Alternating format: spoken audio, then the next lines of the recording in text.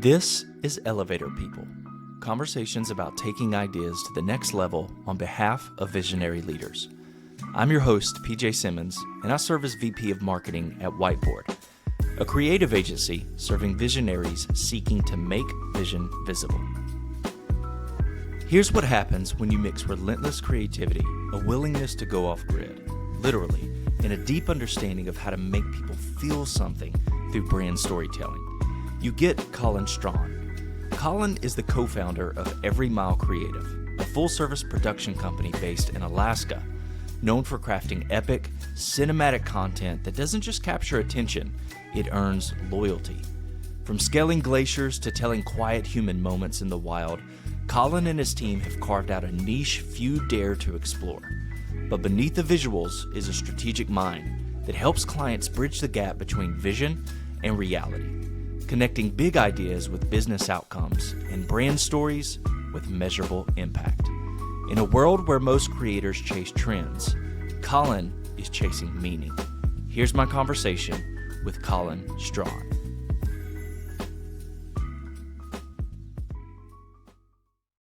Thanks for joining me today. This is actually our first conversation, so pumped about getting to know you a little bit better, as well as your story, my friend. Yeah, happy to be here, man. I'm super stoked. I love just, connecting, inspiring. It's my number one goal with the content that I put out there, both commercially and on social, and meeting great people. So this is fun for me. Love it. Well, you're definitely doing that.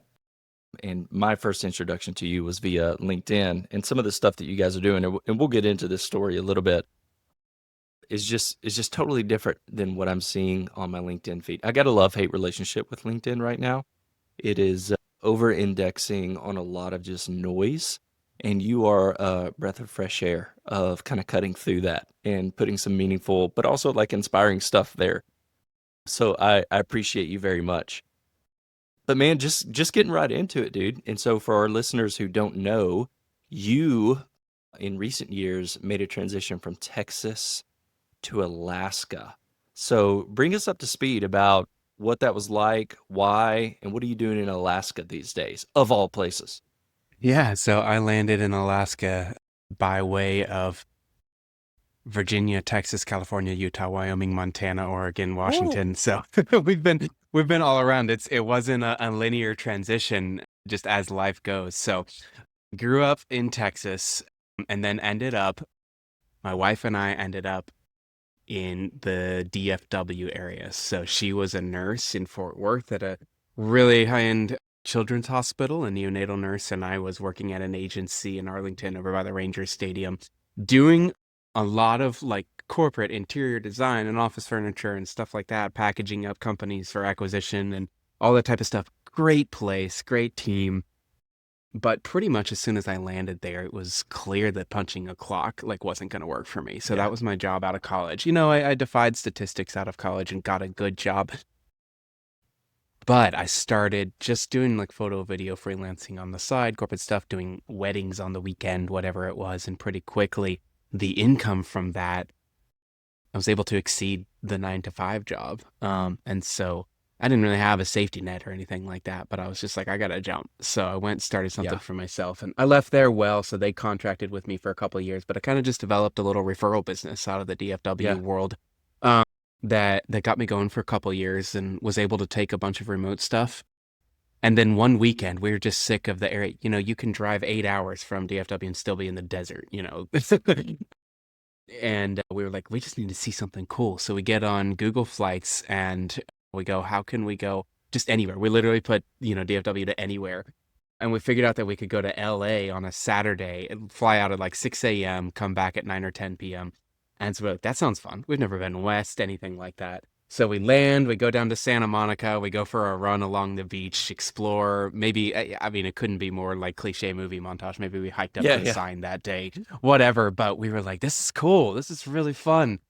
This is different. It's exciting. The beach and everything, gorgeous. We had, been to the beach in like Jersey City or whatever, like Atlantic City. So really, really different. And so Kendall was like, why don't I like start travel nursing and you do this stuff remote and we'll do that. So we did that, and pretty quickly we find ourselves taking day trips out to Yosemite or down into Utah for Zion or Death Valley or whatever. And so we're, capturing and shooting pictures, and we go, well, dang, if we're already creating commercial content, us and the entire world at the same time thought, let's create content for outdoor.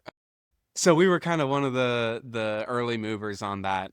So we start creating, photo video stuff, kind of van life. We bought an Airstream, start moving around.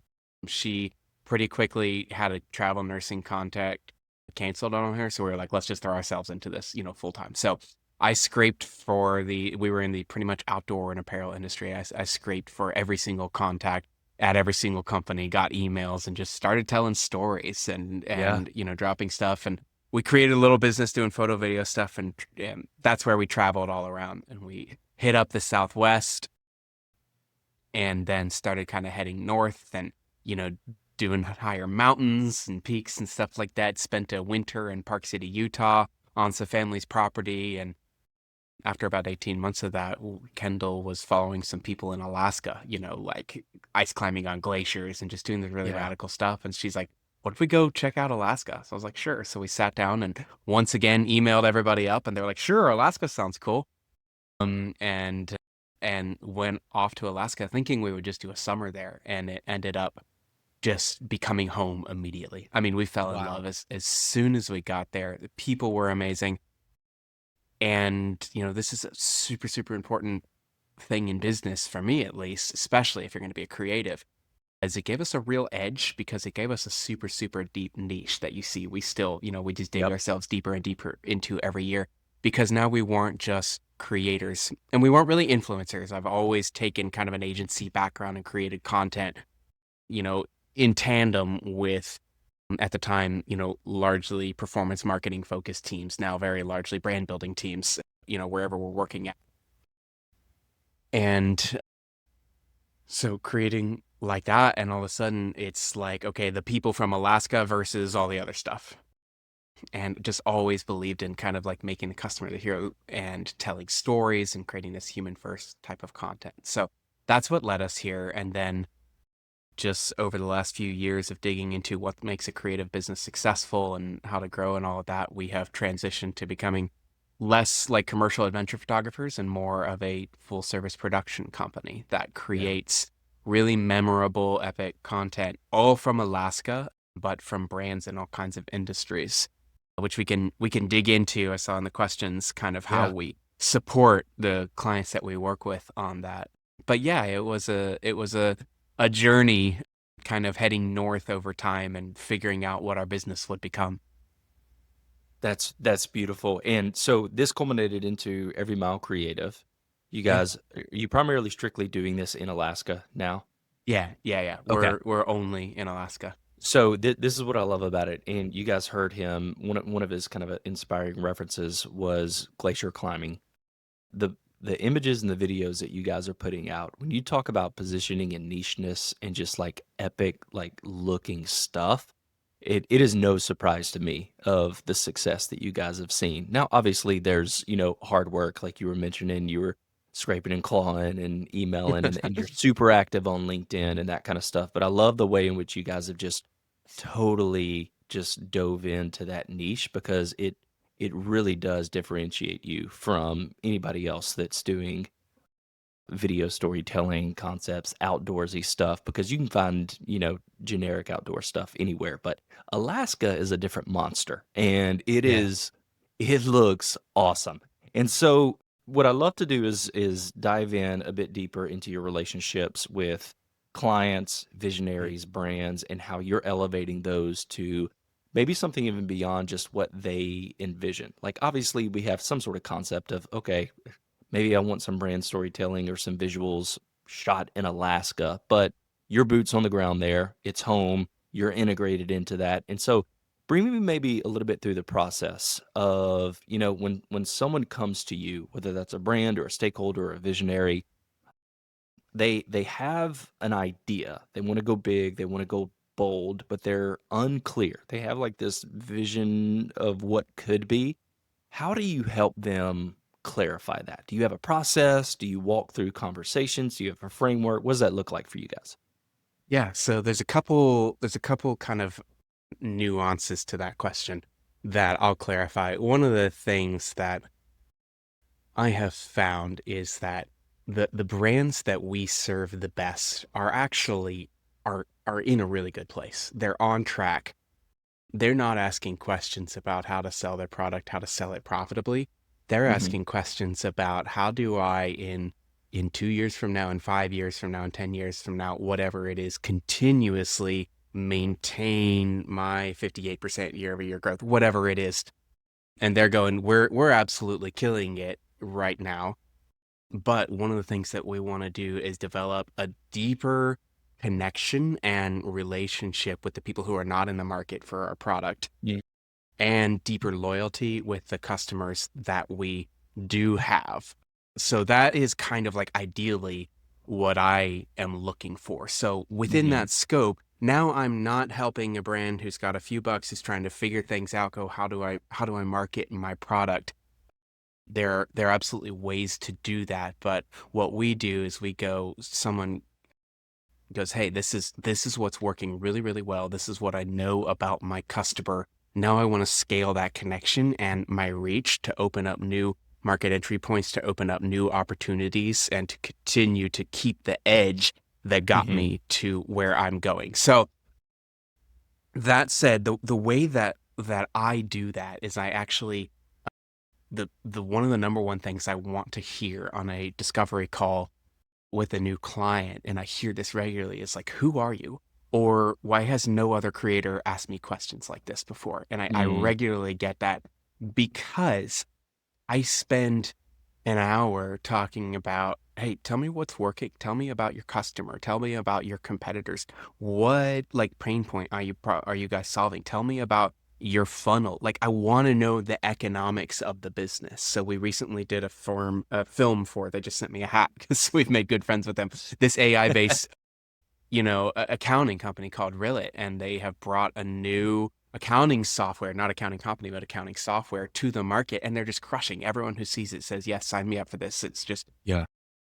and they came to me and said, okay, here's what's happening. Companies are growing. It's, we're kind of targeting like mid-market companies that are doing $5 to $100 million in sales. When they hit this point, they have to graduate from the smaller accounting software to the bigger one. But the jump into the bigger one, that the software is antiquated, it's really, really clunky. And we've created this really, really precise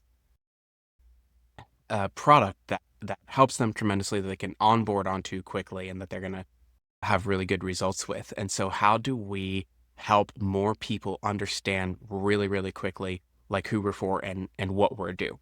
Yeah. So without that, they could come to me and go, how do we create something epic? And there's a million different things that we could do. But what I try to figure out is precisely who we're talking to. So in that conversation, now I've gotten to, okay, you're successful already, and we're talking to CFOs at growing organizations who have come into their role within the last year, who are taking the company beyond 5 million, working toward 20 million, 50 million, 100 million, whatever it is, and who are bringing the finances into order, and who are comparing you to your competitor's product here.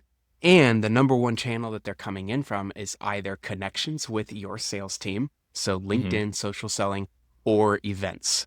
So we're not even thinking about ads. You've got SEO down, stuff like that. We are trying to create a landing experience that is completely unforgettable as people connect with you and they go, what is this? And they're thinking about it, and they're spending a couple months making a decision that they just cannot forget what they learned about Rillet. And so we went and Yeah. created a piece of content that does exactly that. So that's what I try to go and figure out with my clients, is where exactly can we pull the levers of what you're doing with your content and with your marketing and with your brand building, so that people who need your product get it and they resonate emotionally with it. So Yeah. I think that's a long, maybe kind of convoluted answer. Sometimes I rant, so I apologize for that, or You're good. ramble. But I think that's what I try to do with my clients. I spend a lot of time talking to them about what their product is doing for their ideal customer. And then we package that up in something that resonates with their customer. Yeah. And we got to figure out where in the funnel that lands. So that's Yeah. what I spend. And then we go out and we execute on that. with and create the type of stuff that we create. So Yeah. So what I actually heard from that is there's a level of intentionality that you bring to the table as getting yeah, super clear on the objectives, getting super clear on the context. Hey, yeah, what are the allocated resources beyond just money, right? Like, yeah, are you clear around your messaging? Are you clear around your KPIs? Are you clear yeah, around your competitors and where right, you're uniquely right. positioned, et cetera, as well as like your limitations? What that brings then up to me, and I think this is applicable to, whether you're an agency life or you're working in-house as a creative, as a marketer, as a growth strategist, whatever, is that relationship between an individual like yourself who are stewarding the conversations of that stakeholder, that visionary leader, whoever it is that you're trying to make this idea happen. And so the question comes up is, um, the the clients or the leaders that get the best work out of you, what what would you hope or encourage them to come to the table with as far as understanding about creatives and the creative process? And maybe a way to flip this question on its head is, for the creatives, what do you think are some of the skill sets or areas that they could be intentional leaning into to vice versa get the best out of the stakeholder or the visionary that they're trying to produce this work for? Yeah, it's a good question. I think probably, I don't know, there's a few ways to answer it, but one of the things that I see that works really, really well is like the stakeholder is super clear about how they're going to measure the success of the Mm, campaign on the back end.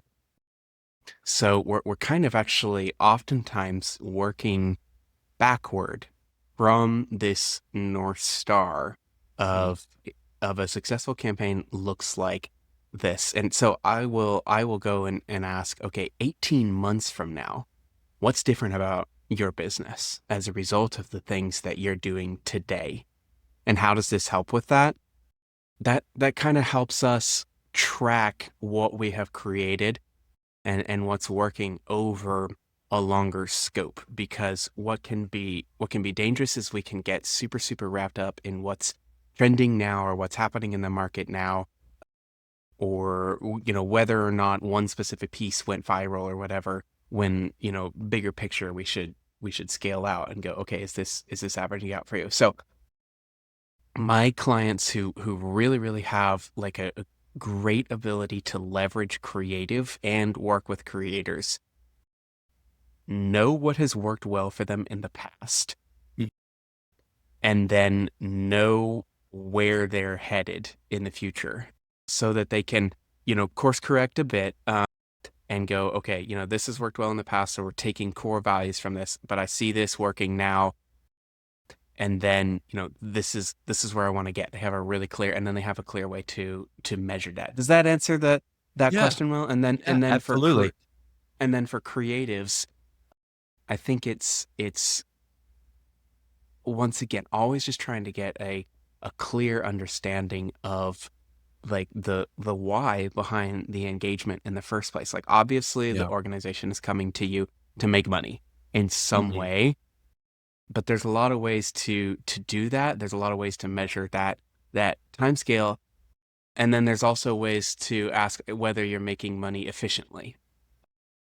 So there's a lot going on there. So, being super clear, and I could get into all kinds of different nuances of performance marketing and paid and all that type of stuff. I think that's maybe beyond the scope of the question here.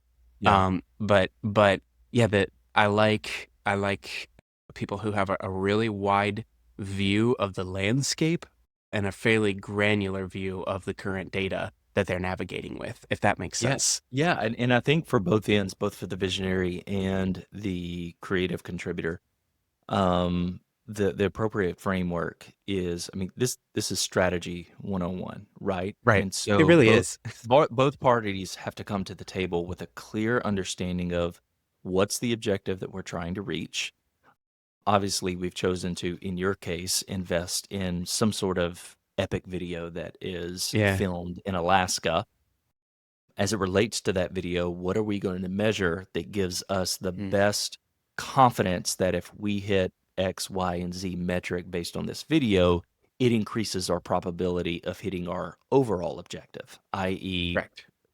typically comes down to, revenue that is Yeah. in the door. Whether that Yeah. is more realized next month, or many cases in the type of work that you're doing is 18 months from now, 24 months from now, that we're just seeing the ongoing brand lift, Yeah. pipeline decrease and timeline of, individuals closing, that kind of good stuff. Exactly. And so, Yeah. yeah, and so there is something there that, visionaries have to have some sort of understanding of, they typically talk and vision big ideas, but there's also a metrics-based understanding that they have married with a, how do I bring this creative or this strategist along to help me bridge the gap between the two? And then the creative, vice versa, has to be able and willing to do the same thing to really kind of partner together. If you're anything like me, Colin, because this is the world that I live in, it is super easy, particularly in the strategy lane, because this is where my head stays a lot, to over index on the metrics and the objective, to where I really have to work to reel myself in to make room for actually being creative.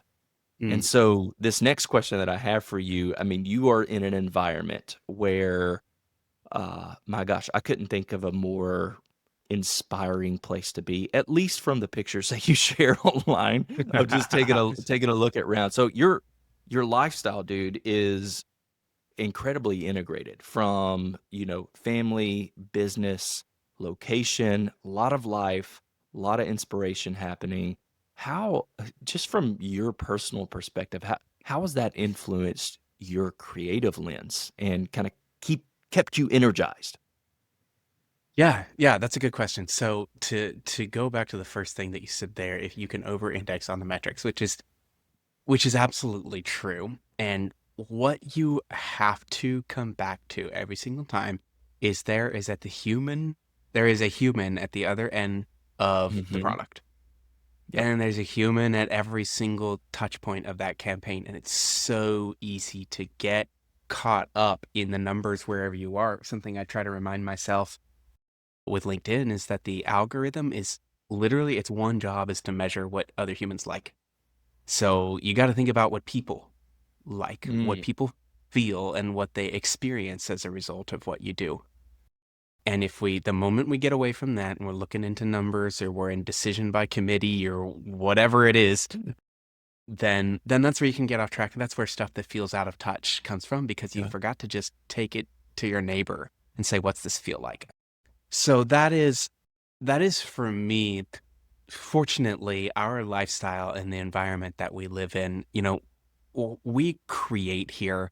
One, because it gives us an excuse to have other people pay our helicopter pilot to get us into cool places. Yeah. Two, we really I mean, this life that we live in, this lifestyle, having traveled for so many years and largely living off grid. You see me in a house here, which is our practice more in the cold months, because living in -20 off grid with a toddler is a little challenging. But especially when we're moving around for work and everything, we're in an airstream, and super connected to the land, completely kind of changed our lives. And so we want people to Yeah. experience that in any way that we can. So if we go out and we're creating something that ultimately doesn't align with that kind of note of inspiration that brought us here in the first place, my wife, as our creative director, is just like, No.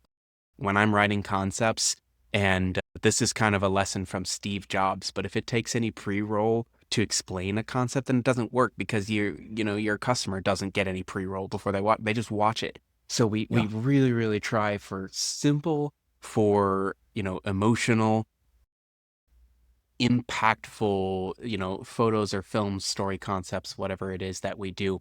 And so when it can be inspiring and universal and aligned with what we're actually emotionally experiencing in this environment, then we know we're probably on to something. And so we have this constant reminder where we're working that, it's beyond just the metrics or the products or the campaign or Hmm. whatever it is, but there is this very real human element, and there's this very real, connection to, in our case, the outdoors and these crazy things that people resonate with. And if you bring it back and it feels stale, and then we're looking at, a 100-foot ice cave in a glacier, and we're like, this is off, we're not blaming where we are. We're Yeah. blaming the edit or the concept or whatever it is, and we're repositioning and finding it until the inspiration is there. I, And, I love you that. know, yeah, the mistake that I see happen with stuff that doesn't have that anchor, you'll see a really bad commercial or sometimes, and you're like, how did so many people sign off on that? And they got real hung up on an idea that they thought was funny or whatever. But you can't, because the visuals are so crazy, if you go in and you under deliver on the other part, it's just like it's so obvious what a Yeah. flop the And it's concept was. weird. So it keeps us accountable.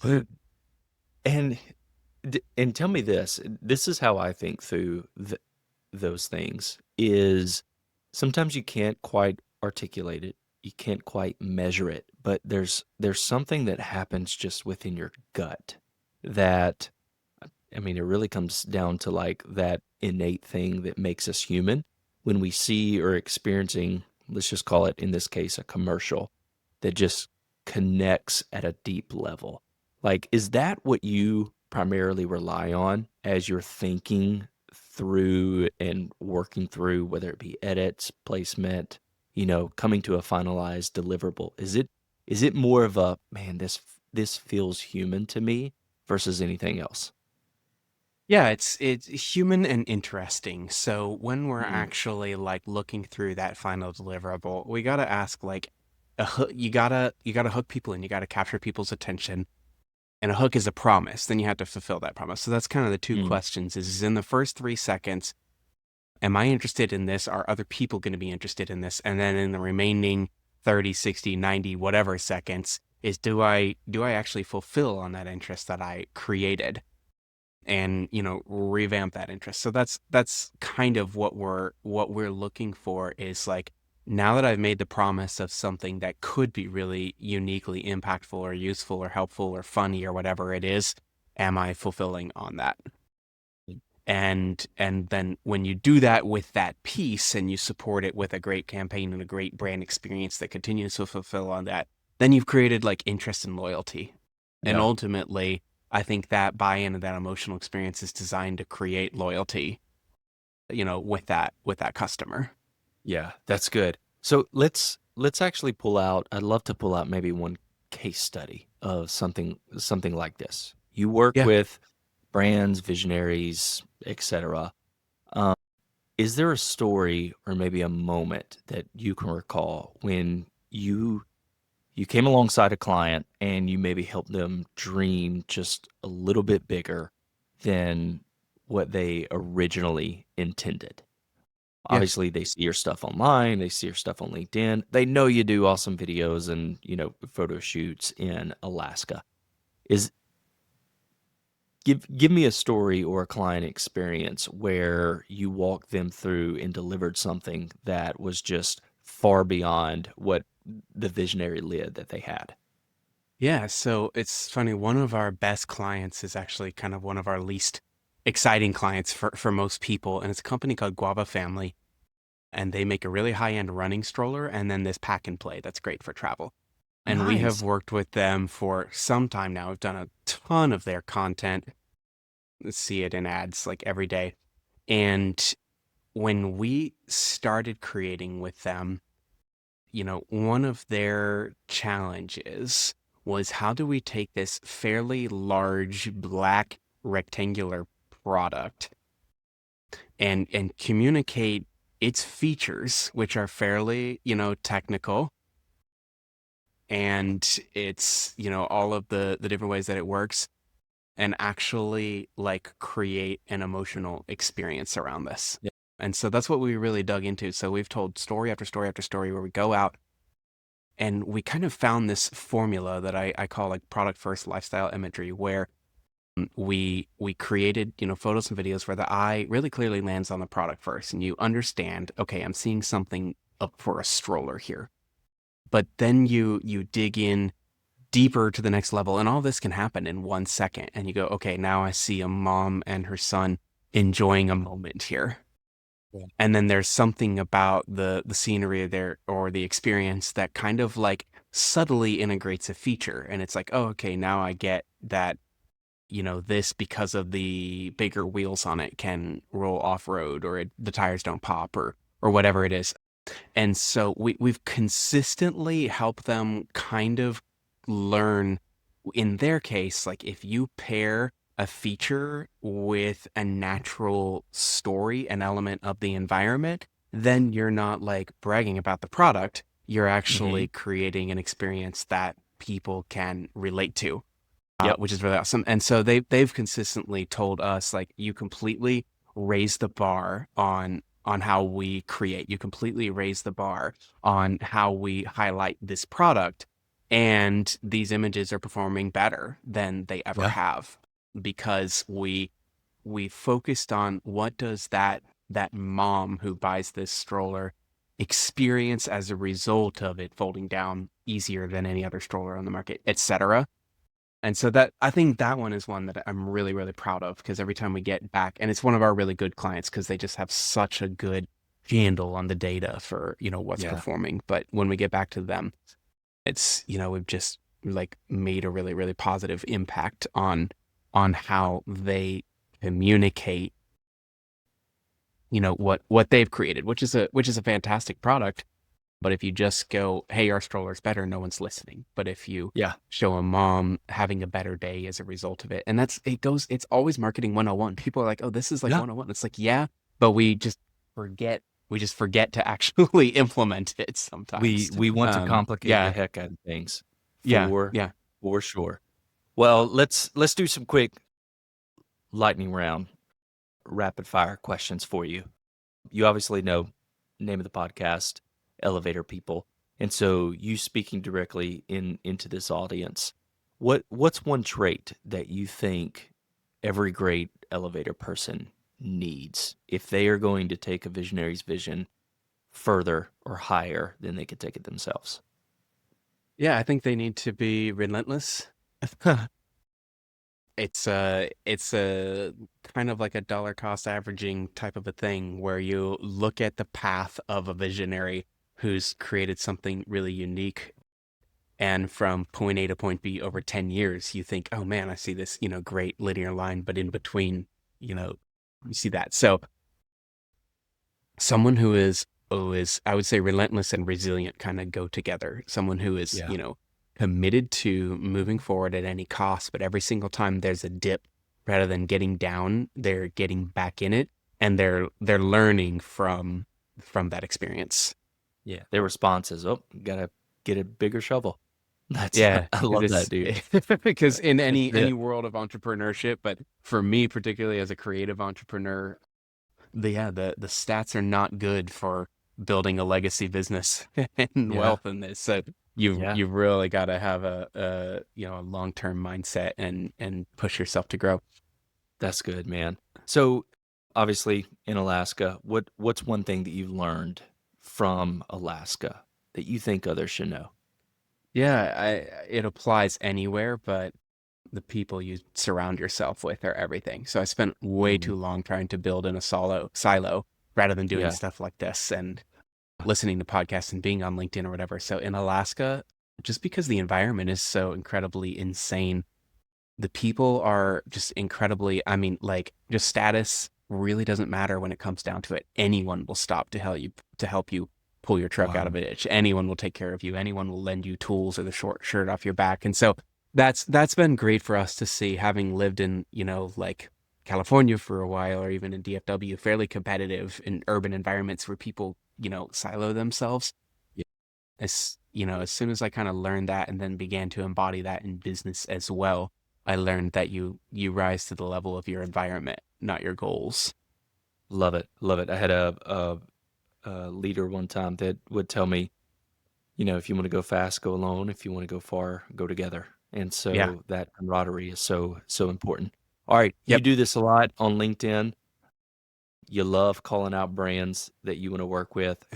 Who's a visionary leader that you would just absolutely love to work with? Yeah, let me nuance that a little bit. I love calling out brands because one, it's really fun. It'd be awesome if I would work with them, but what it actually does is it shows the people that I'm going to work with that I'm a creative thinker, and it gets Yeah. reach because people resonate with the big Yeah. brands. So that Yeah. did land me, but I'm not always. Man, that's a great question. Who's a visionary that I would love to work with?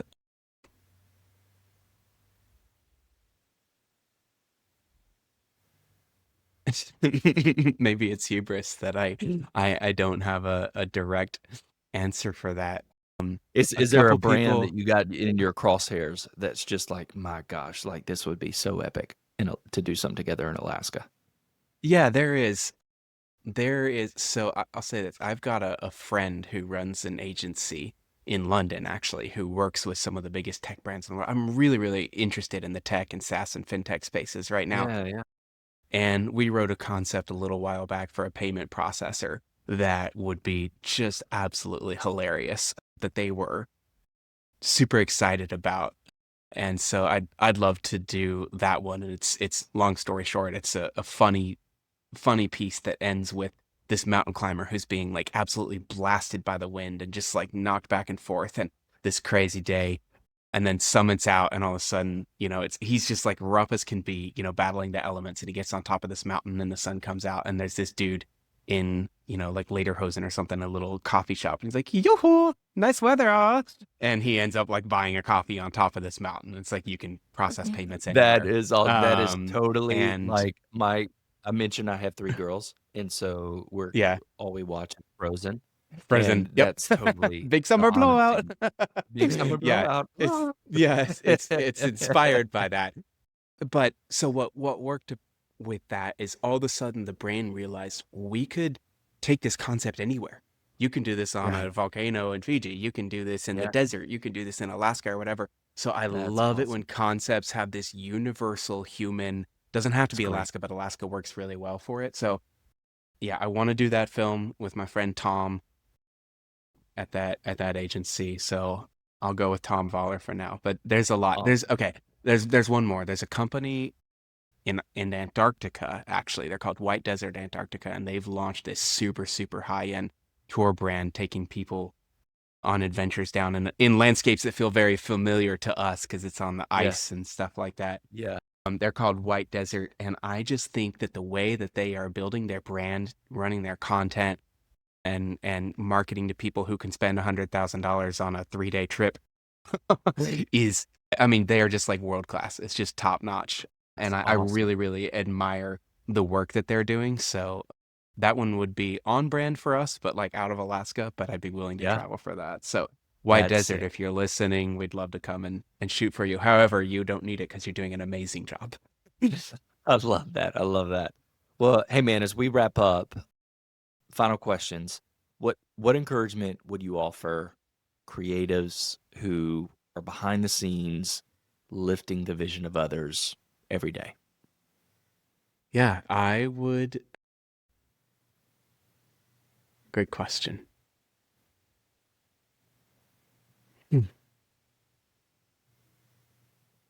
I don't know how to speak to exactly that behind the scene things, but I would absolutely say to any creatives who want to